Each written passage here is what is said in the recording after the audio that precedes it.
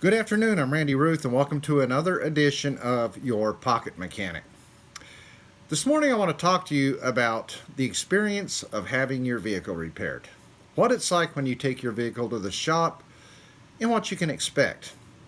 Because even today, I'm still seeing a lot of negative feedback from people who have taken their vehicle to the shop for one reason or another. You can see videos of it, you see blogs, online forums, and they almost always say the same thing. Either the customer feels like they were misled, their vehicle wasn't repaired properly. There's other things going on. There's other cases of a customer flat being ripped off. Now, I'm not talking about being ripped off. That's another category where I feel that any mechanic that rips off a customer deliberately should be prosecuted. In fact, I won't even call them mechanics. I'll just call them thieves. I'm not talking about that.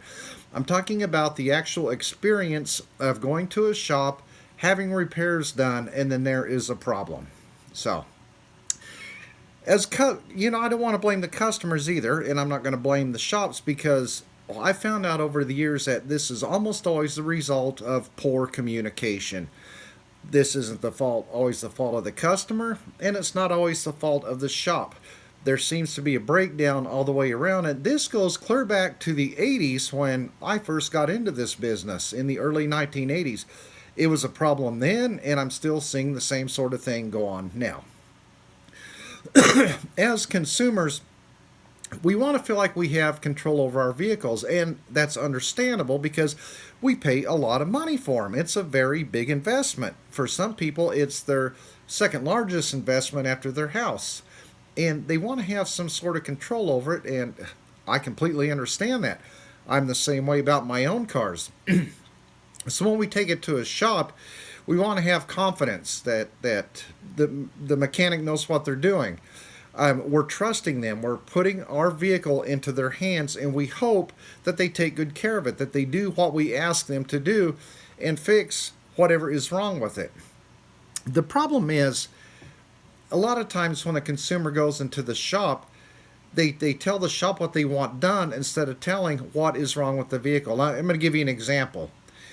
That's taken to the shop, the vehicle may not be running right, so we go into the shop and we say, I need a tune-up. Okay, well, they're going to give you a tune-up, even though that may not be what's wrong with your vehicle. They're going to do exactly what you told them to do. A tune-up is a maintenance repair, not so much a diagnosis of a problem.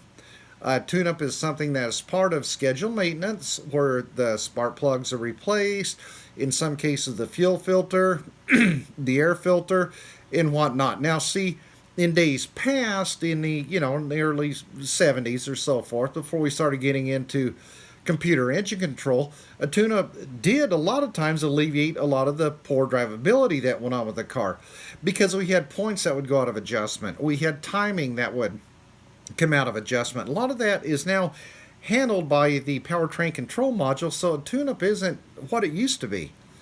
But we still get people that will bring a vehicle into a shop and say, I need a tune-up, because the thing is not running properly.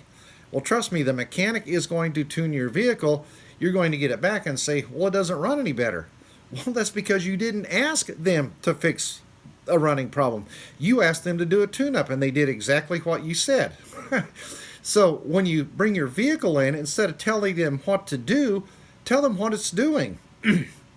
Another example is when I was in doing the automatic transmission repair work, I'd have a lot of customers that would come in and say, can you please service my transmission? So I would do exactly what they asked. I would drain the fluid, change the filter, and if it had bands, I would adjust the bands, put new fluid in it, and voila, the transmission service is done. They would get it back and come back a couple days later and say, well, it's still not shifting properly. Well, you didn't ask me to fix a shifting problem. You asked me to service the transmission. I did exactly what you said. That is not being a smart aleck, so to speak. What it is because when you drop your vehicle off and you sign a repair order, that is a contract. That is a valid written contract by the state that we have to do what you are paying us to do, what you signed and authorized us to do. Nothing more, nothing less. So the right thing to do is when you bring your vehicle in, tell them what's wrong with it. Don't tell them what to do. Don't diagnose it for them. You are paying them to diagnose it and repair what is wrong with it. Try to understand that. The other problem comes in is when you do bring your vehicle in, a lot of times you are speaking to a service writer. You are not speaking to the mechanic working on your vehicle. The service advisor in a lot of shops does nothing more than take your vehicle, write down what you tell them, have you sign an estimate if one is given to you at that point. They take your keys, then it's handed on to a mechanic. In some places, there's actually another person in between called a dispatcher who dispatches the work. You can right there see the breakdown that happens. You talk to the service writer, they make the notes, it gets onto the dispatcher if there is one, and onto the mechanic.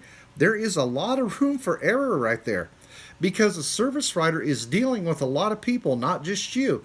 And if you're one of those that drops it off first thing in the morning, you may be one of 20 people dropping their car off. That's a lot of people to keep track of. It's very understandable that things are going to happen. So the mechanic gets the repair order that was written up on your vehicle. He may not understand what you're saying. They'll come back and ask the service writer. Well, the service writer is not always going to remember what you told them because you weren't the only customer that morning. You may say, for example, that it's hard to start. The mechanic gets it and he comes back to the service writer and say, does he mean that it turns over slowly or that it turns over fine and it just won't start? Service writer's like, well, I don't know. He just said it's hard to start. You see another breakdown going on there. Or the mechanic may come back and that service writer's gone to lunch. Now there's nobody to ask. So now the mechanic's got to try to guess what you're talking about.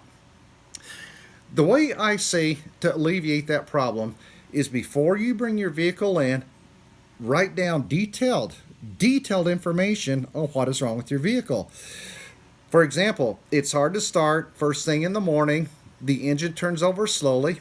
Write down very exactly what it's doing. Give that note to the service advisor. Leave a copy of that note in the car for the mechanic to read. That way the service writer has a copy of your note and the mechanic has a copy of your note. There is no chance for miscommunication there. A lot of times the service writer will staple that to the repair order so the note's there. And of course the mechanic always has it in the vehicle with them. That is the surefire way to alleviate any miscommunication on what goes wrong. Because if the mechanic doesn't know, they're going to make a best guess, and a lot of times that could tie up a lot of diagnosis time that you are paying for. Because a mechanic, what a lot of people don't understand, they're not paid hourly like most other employees. They are paid by the amount of hours for the repair. And if he spends an hour diagnosing your vehicle and he's unable, or he or she's unable to diagnose it in that time, you may be asked to pay for another hour of diagnosis. That's where another problem comes in. A lot of people do not understand that diagnosis time. When you bring your vehicle in, the days of free estimates are over with. Now, those don't exist anymore because cars are not that simple. You may be asked to pay a diagnosis time even before they begin any work on your vehicle. And it's fair that you pay that because the mechanic has to eat. They have to charge that time to look at your vehicle. That's how they make their living.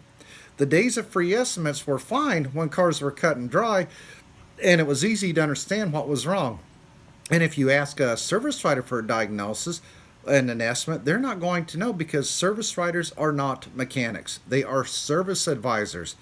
That's why a lot of times you'll be given an estimate just to look at your vehicle at the door. And it's only fair that you pay for that.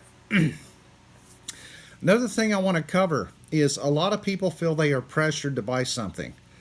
This is a very important thing that a consumer needs to know.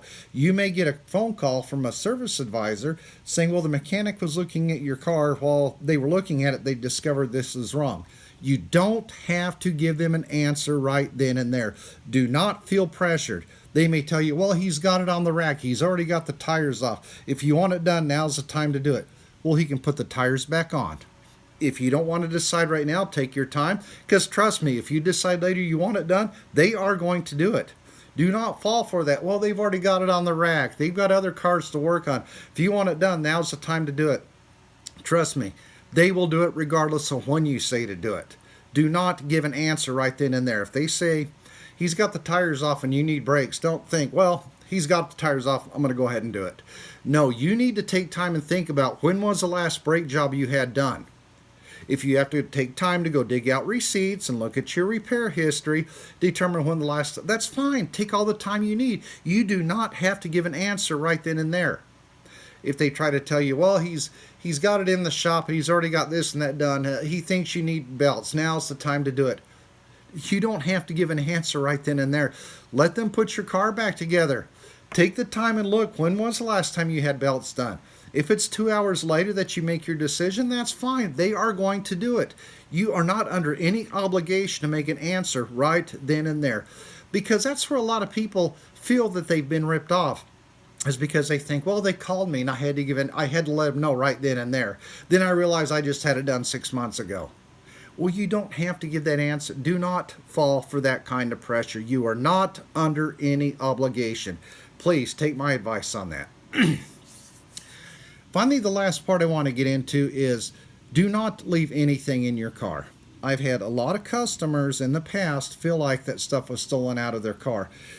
I'm not saying mechanics are thieves. I'm not saying take the stuff out to avoid the temptation. A lot of times, cars are stored where it's out of the side of the garage. You know, maybe parked in a lot in the back somewhere. They can't always keep an eye on it. And a lot of times you do get a lot of pedestrian traffic in and around there. Now, they try to keep your car locked, but that doesn't always mean it's going to happen, and things can get stolen out of there. It's not the shop that did it. But that's not the only other problem.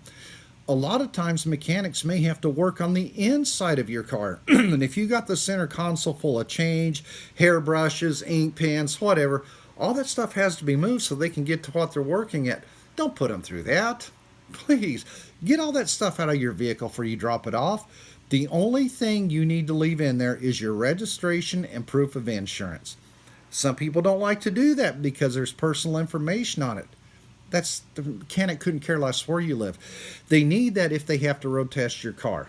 Because if they get pulled over and you don't have registration or insurance for that mechanic to present to the officer, you may be paying for a ticket, or you may be paying to get your car out of impound if that happens, depending on what state you live in. Leave your registration and proof of insurance in the vehicle, because also, if the mechanic can't find that, they may not road test your car, and it may need something that needs a road test.